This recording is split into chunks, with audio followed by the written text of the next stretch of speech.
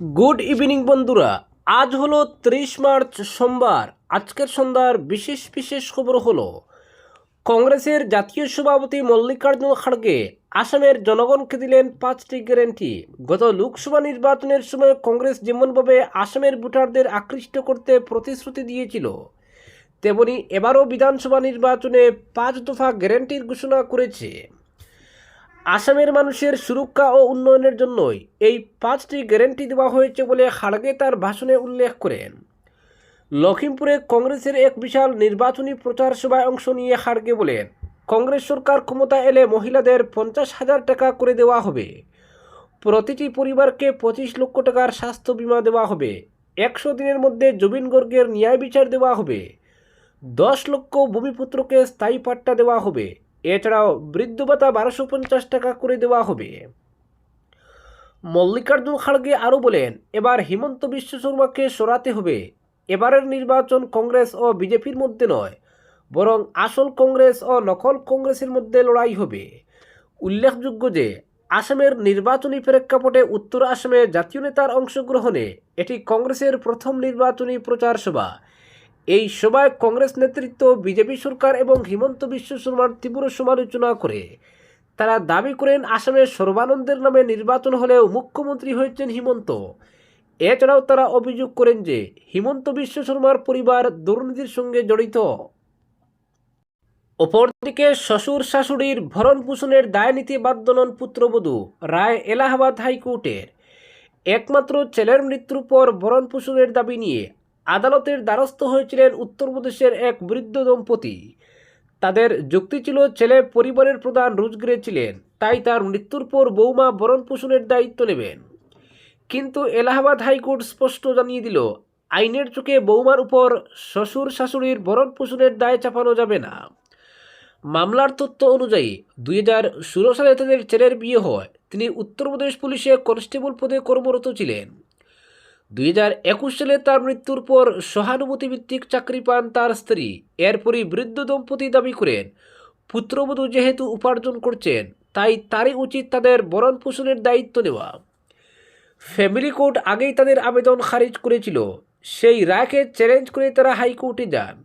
রায়ে বিচারপতি মদন পাল সিং বলেন, সংশ্লিষ্ট আইনে স্ত্রী, সন্তান এবং মা বাবার ভরণ পোষণের অধিকার স্পষ্টভাবে উল্লেখ আছে। শ্বশুর শাশুড়ির নাম এই তালিকায় নেই, তাই নৈতিকতার যুক্তি থাকলেও আইনি বাধ্যবাধকতা তৈরি করা যায় না। আদালত আরও জানায়, বৌমা স্বামীর মৃত্যুর পর কম্পেশনের গ্রাউন্ডে চাকরি পেয়েছেন এমন কোনো প্রমাণ নেই, ফলে তাকে আলাদা দায়ে বাধ্য করা যাবে না। শেষ পর্যন্ত হাইকোর্ট পরিবার আদালতের আগের রায় বহাল রাখে এবং বৃদ্ধ দম্পতির আবেদন খারিজ করে দেয়। আদালত স্পষ্ট জানিয়ে দেয়, আইনের দ্বারায় মা বাবা, স্ত্রী এবং সন্তানের ভরণ পোষণের কথা উল্লেখ থাকলেও শ্বশুর শাশুড়িকে সেই তালিকায় রাখা হয়নি, ফলে আইনিভাবে পুত্রবধূকে এই দায়িত্ব নিতে বাধ্য করা সম্ভব নয়। তবে বিচারপতি পর্যবেক্ষণে বলেন, নৈতিকতার দিক থেকে পুত্রবধূর উচিত শ্বশুর শাশুড়ির পাশে দাঁড়ানো, কিন্তু সেই দায় আইন দিয়ে চাপিয়ে দেওয়া যায় না। অপরদিকে উদারবন্দের রাজদীপ গোয়ালার ম্যারাথন জনসংযোগ, সেরা কেন্দ্র গড়ার অঙ্গীকারে প্রচারে জ্বর তুলল বিজেপি। বিধানসভা নির্বাচনের দামামা বাজতেই উদারবন্দ বিধানসভা কেন্দ্রে রাজনৈতিক পারদ চড়তে শুরু করেছে। দিনভর উদারবন্দের অলিতে গলিতে ব্যাপক গণসংযোগ ও প্রচার চালিয়ে ভোটারদের মন জয়ে ব্যস্ত থাকলেন ভারতীয় জনতা পার্টির প্রার্থী রাজদীপ গোয়ালা। গরুয়া বৈঠক থেকে শুরু করে পথসভা, উন্নয়নের খতিয়ান তুলে ধরে আস্থার সম্পর্ক মজবুত করাই ছিল প্রচারের মূল সুর। রাজদীপ গোয়ালা দলীয় কর্মীদের সঙ্গে নিয়ে উদারবন্দের বিভিন্ন প্রান্তে জনসফর করেন। গুসাইপুর, বাহাদুরপুর, রংপুর, কোলারতল, রজনীলেন, কান্দিগ্রাম, গঙ্গাপড়া, করাটিগ্রাম, উকিলপট্টি, অঙ্গারজুর ও শিমুলতলার মতো এলাকাগুলোতে তিনি সরাসরি ভোটারদের দরজায় পৌঁছান। সাধারণ মানুষের অভাব, অভিযোগ ও প্রত্যাশার কথা শুনে তিনি ভোটারদের আশ্বস্ত করেন যে আগামীতে উন্নয়নের এই ধারা অব্যাহত থাকবে। বিভিন্ন জনসভায় বক্তব্য রাখতে গিয়ে রাজদীপ গোয়ালা বিগত 10 বছরের রাজ্য ও কেন্দ্রের ডবল ইঞ্জিন সরকারের সাফল্যের খতিয়ান তুলে ধরেন।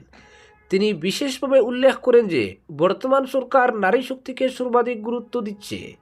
মুখ্যমন্ত্রী ডক্টর হিমন্ত বিশ্ব শর্মার নেতৃত্বে উদারবন্দ আজ উন্নয়নের পথে হাঁটছে। আমাদের লক্ষ্য উদারবনকে রাজ্যের অন্যতম শ্রেষ্ঠ কেন্দ্র হিসেবে গড়ে তোলা।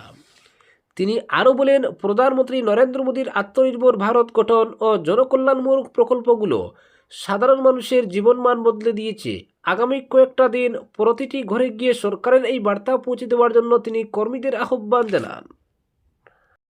অপরদিকে দলীয় শৃঙ্খলাভঙ্গ এবং দল বিরোধী কার্যকলাপে জড়িত থাকার অভিযোগে 15 জন কর্মীকে বহিষ্কার করল কংগ্রেস। প্রদেশ কংগ্রেস সভাপতি গৌরব গগৈর নির্দেশে সাংগঠনিক সাধারণ সম্পাদক রামান্না বড়ুয়া এই 15 জন কর্মীকে 6 বছরের জন্য বহিষ্কার করেন। এই তালিকায় তিতাবর কেন্দ্রের কংগ্রেস বিধায়ক ভাস্কর জ্যোতি বড়ুয়াও রয়েছেন। দলীয় টিকিট না পেয়ে তিনি যোরহাটে নির্দল প্রার্থী হিসেবে কংগ্রেস প্রার্থীর বিরুদ্ধে নির্বাচনে লড়ছেন। দল বিরোধী অবস্থান নেওয়ায় তাকে 6 বছরের জন্য বহিষ্কার করা হয়েছে। এই তালিকায় বরাক উপত্যকার 5 কংগ্রেস কর্মীও রয়েছেন। এই 5 জন হলেন উদারবন কেন্দ্রের তপন দাস, কাঠিগুড়া কেন্দ্রের সন্দীপ দাস, বড়খোলা কেন্দ্রের জহুরুল ইসলাম বড়বুইয়া, দক্ষিণ করিমগঞ্জ কেন্দ্রের আজিজ আহমেদ খান এবং রামকৃষ্ণনগর কেন্দ্রের ডক্টর অনুপ কুমার দাস। একইভাবে তেজপুর কেন্দ্র থেকে টিকিট না পেয়ে নির্দল হিসেবে প্রতিদ্বন্দ্বিতা করা পল্লবী শইকিয়াকেও 6 বছরের জন্য বহিষ্কার করা হয়েছে।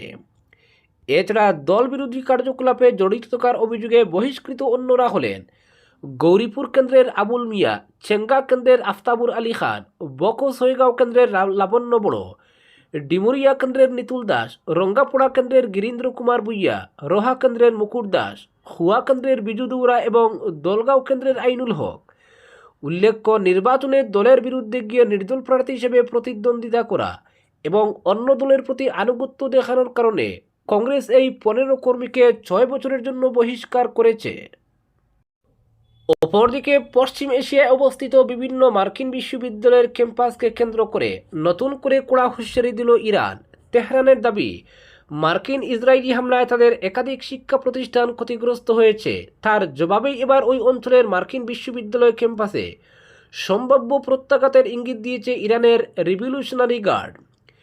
ইরানি বাহিনীর তরফে জানানো হয়েছে, আমেরিকা যদি পশ্চিম এশিয়ায় তাদের শিক্ষা প্রতিষ্ঠানগুলির নিরাপত্তা নিশ্চিত করতে চায় তবে ইরানের বিশ্ববিদ্যালয়গুলিতে হামলার নিন্দা জানাতে হবে।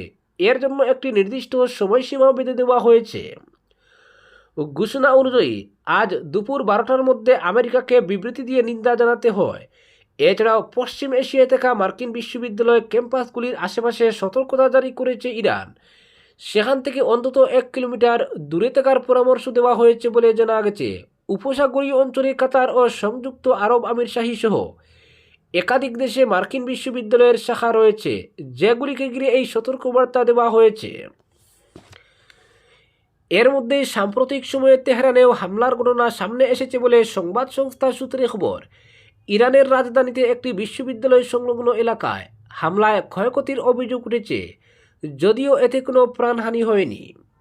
অন্যদিকে ইরান দাবি করছে যে মার্কিন ও ইসরায়েলি হামলায় তাদের 2টি বিশ্ববিদ্যালয় ক্ষতিগ্রস্ত হয়েছে।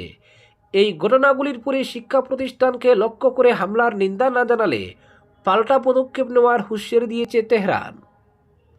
অপরদিকে প্রতি ট্যাঙ্কারে $20 লক্ষ হরমুজে টুল বসানোর ইঙ্গিত ইরানের। পশ্চিম এশিয়ার সংঘাতের আবহে ফের বিশ্ব অর্থনীতির কেন্দ্রে উঠে এসেছে হরমুজ প্রণালী।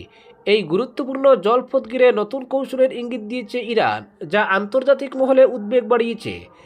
তেহরানের দাবি, যুদ্ধ পরিস্থিতির প্রেক্ষিতে হরমুজ প্রণালীর উপর তাদের সার্বভৌম অধিকার স্বীকৃতি দিতে হবে। এদিকে বিশ্বের মোট তেল ও তরল প্রাকৃতিক গ্যাসের প্রায় 1/5 এই পথ দিয়ে পরিবাহিত হয়। ফলে এই রুটে কোনো নিয়ন্ত্রণ বা বাধা বিশ্বের জ্বালানি বাজারে বড়সড় প্রভাব ফেলতে পারে। সূত্রের দাবি, ইরান এখন এই জলপথকে অর্থনৈতিক হাতিয়ার হিসেবে ব্যবহার করার পরিকল্পনা করছে।